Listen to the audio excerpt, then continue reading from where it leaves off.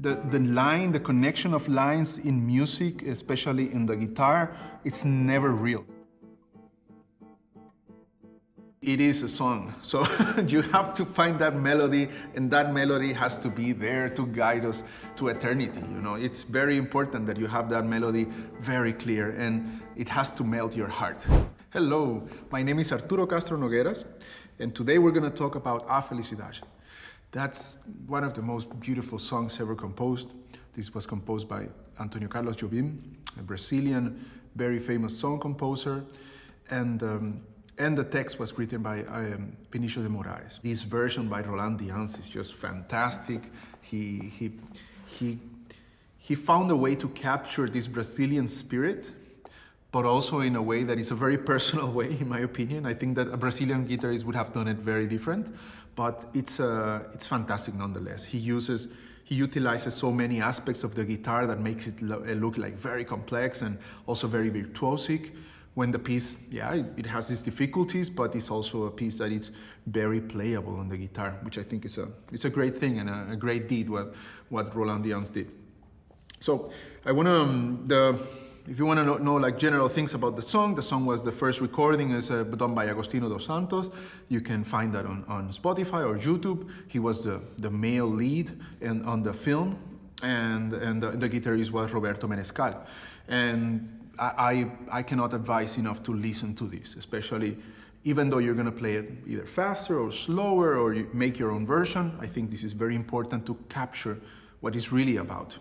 Now, I've seen videos of Roland Dyens playing this and people who play it all over the world that are fantastic. They are great renditions of this, but I feel that sometimes it's either too fast or it's a very personal, so it's completely okay. I just want you to, before you make a decision on how do you want to play it, listen to this and listen to where it comes from and what it's actually trying to convey. So, that aside, I would like to start with small things that we can start discussing about how to practice. If you don't know this song, then it's fantastic that we can learn it together. And if you do know it, then just like we can practice some things or improve. For example, again, like what we talked about with the Mexican songs, it is a song. So you have to find that melody, and that melody has to be there to guide us to eternity. You know, it's very important that you have that melody very clear, and it has to melt your heart. And then everything else that happens here, which I will say again, it was great, the rendition that Dyens did.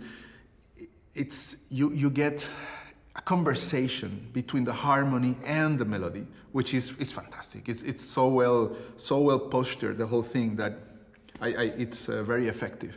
And when you play this live, you'll see, or you have probably heard it live from other people, and you've seen that it's always what we call a banger. So let's start with the song. One of the first things I want to talk about is it's just how it starts. It's the accompaniment, which is quite straightforward. You just have to keep this rhythm. Even it says like con balanzo, like the quarter note to 100. I would say just find whatever you feel like. You know, I feel like after listening to several versions and to making your mind of what do you want to say with it, then I like to take it a bit relaxed. No, this music is not for me to show off. It's something to enjoy. And so, for example, the first thing you have to do is just like, so I always go back, no? I'm gonna play with my left hand. Okay? So it's always that. He marked it anyway with the rests, so you can always see it. It starts with forte, so you give it a bit, it's a nice at the beginning and then a subito piano.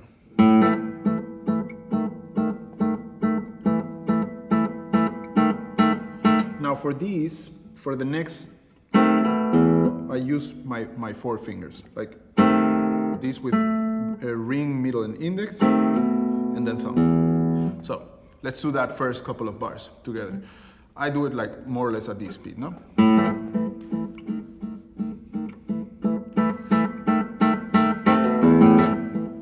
And while I'm approaching this this legato, I raise I create tension and I take it out, you know. And this is the game that I think it works very well in the beginning. So I'm going to play a couple of lines so you can hear it, and we can explain some things as they come.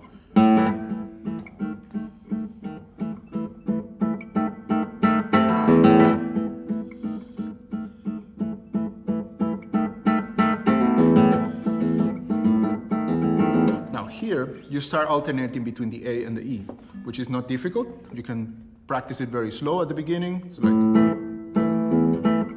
it changes to the D sharp.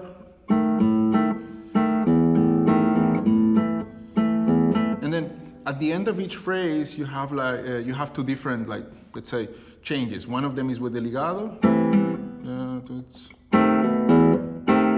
and the other one is.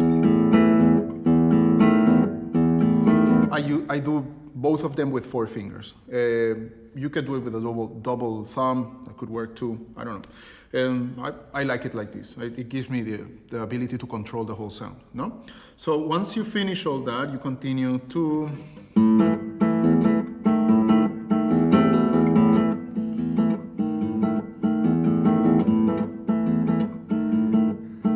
And then after the bass, you start the melody.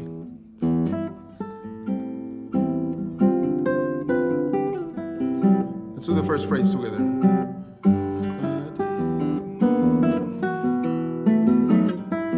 Okay, until there. Now, if you listen to the song, you'll see that the way they sing it is something that it's very mellow. There is no need to go like that is nice. It's a nice show of thing, but I would rather take it back and do it like a little bit in a small homage to Agostinho dos Santos, if you want, or Jobim. His recording is similar too. So, tristeza no teu fim. When you hear that, there is always an answer from the harmony. You see, this is so well done that it works completely, and as someone who is listening to you is going to think that you're playing a full harmony and the melody the whole time, and everything is just working with incredibly, but actually it's more of an effect, no? An illusion almost. Something you could practice, which actually correlates to the beginning, is this type of rhythm, which is a very Brazilian thing. Play it like this. So for example, if you want to see how the left hand works in the beginning and throughout most of the piece, it's like you can do a very small exercise that goes like this. I'm going to play thumb as a 16th note and then stop it. Like imagine you have 4 16th notes. You play thumb, you play 2 fingers now, then you stop, and then the 2 fingers again. It would go like this. Thumb, stop, and then if you do it faster, it's do-dan, da, do-dan, da, do-dan, da. So the third 16th note, you stop the whole thing.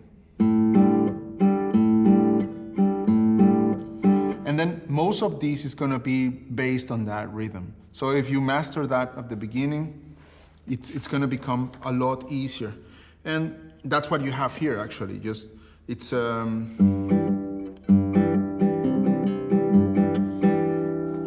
It's that, and it's gonna repeat itself in many other parts of the song. So.